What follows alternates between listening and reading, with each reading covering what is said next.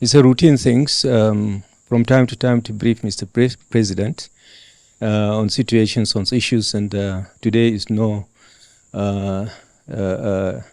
exception.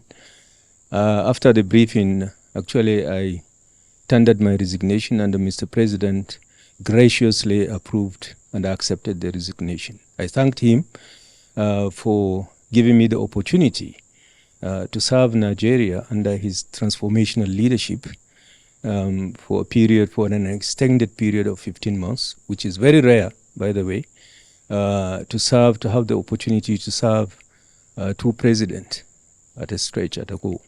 So I thanked him very well, and I promised to remain professionally dedicated to our country and to noble causes.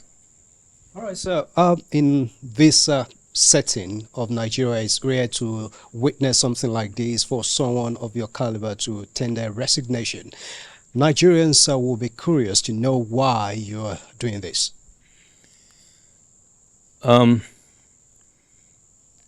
are quite a number of reasons one will do that. Some personal, family issues, but nothing very serious actually. And the friendship will continue. I discussed with Mr. President. He understood very well, and I promised to remain seized with issues and the security situations of the country.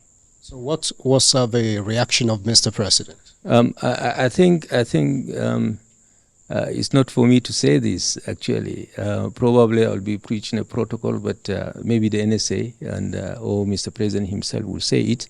But what I can tell you is that I'm very, very grateful for the opportunity that the President gave me actually to serve the country and his leadership, the encouragement I got, the confidence he had in me and in my service, the opportunity to listen to me, to read our briefing notes and our advices and so on. I think this for me is everything, and I've had the opportunity to mentor officers and staff for all the period that I've been DG. This is the 7th year, by the way, and the opportunity to mentor younger officers to come up. And now we have many officers who can do this job and do it excellently, very well.